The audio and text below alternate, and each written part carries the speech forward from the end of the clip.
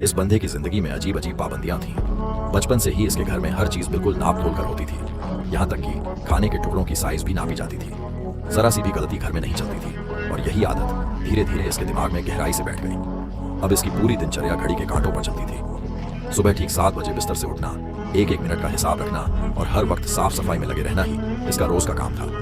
अपनी इस आदत की वजह से यह कभी दफ्तर लेट नहीं होता था, पर इसी वजह से लोग इससे दूरी बना लेते थे। इसे धूल गंदगी से इतना डर लगता था कि किसी से हाथ मिलाना भी पसंद नहीं था। जब भी यह दूसरों को हंसते बोलते या साथ में वक्त बिताते देखता तो अंदर से बहुत अकेला महसूस करता था। यह आम इंसान की तरह जीना चाहता था, पर अपनी बीमारी के आगे बेबस था। एक दिन तंग आकर उसने हार मान ली। उसे लगा कि अब कुछ नहीं बदल सकता, इसलिए उसने एक आखिरी चिट्ठी लिखी और घर से निकल गया। रास्ते में अचानक उसकी गाड़ी एक लड़की से टकरा गई। एक्सीडेंट छोटा सा था, पर वहीं से उसकी किस्मत पलट गई। उस लड़की को उसकी मेडिकल रिपोर्ट मिली, जिससे उसे समझ आया कि यह बंदा अंदर ही अंदर कितनी बड़ी तकलीफ से गुजर रहा है। वो तुरंत उसे एक डॉक्टर के पास ले गई। डॉक्टर उससे बात ही कर रहा था कि तभी उसकी घड़ी में अलार्म बज गया। अलार्म सुनते ही वो हड़बड़ा कर उठ खड़ा हुआ, क्योंकि उसकी पूरी जिंदगी नियमों में जकड़ी हुई थी। डॉक्टर समझ गया कि असली दिक्कत उसके दिमाग से ज्यादा उसकी कड़क आदतों की है, इसलिए सबसे पहले उसकी हाथ की घड़ी उतरवा दी गई।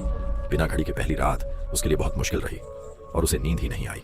पर अगली सुबह जब वो देर से सोकर उठा तो वहीं से बदलाव की शुरुआत हुई।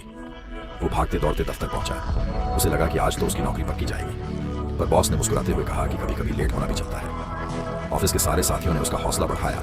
तब उसे एहसास हुआ कि लोग उससे नफरत नहीं करते, बल्कि उसकी फिक्र करते हैं। इसके बाद डॉक्टर ने उसके डर को खत्म करने के लिए एक कलर रन इवेंट रखा, जहां सब एक दूसरे पर रंग फेंक रहे थे। पहले तो उसने रंगों से बचने की बहुत कोशिश की, लेकिन जैसे ही पहला रंग उस पर पड़ा, उसे एहसास हुआ कि ऐसा कुछ बुरा नहीं हुआ जैसा वो सोच रहा था। यहीं से उसकी एक नई जिंदगी शुरू हुई। उसने धीरे धीरे अपने डर पर काबू पाना सीख लिया। अब उसे हर चीज में परफेक्ट होने की जरूरत नहीं थी और पहली बार उसने बिना किसी झिझक या डर के किसी को अपने गले से लगा लिया। नियमों का गुलाम यह आदमी अब पूरी तरह आजाद हो चुका था।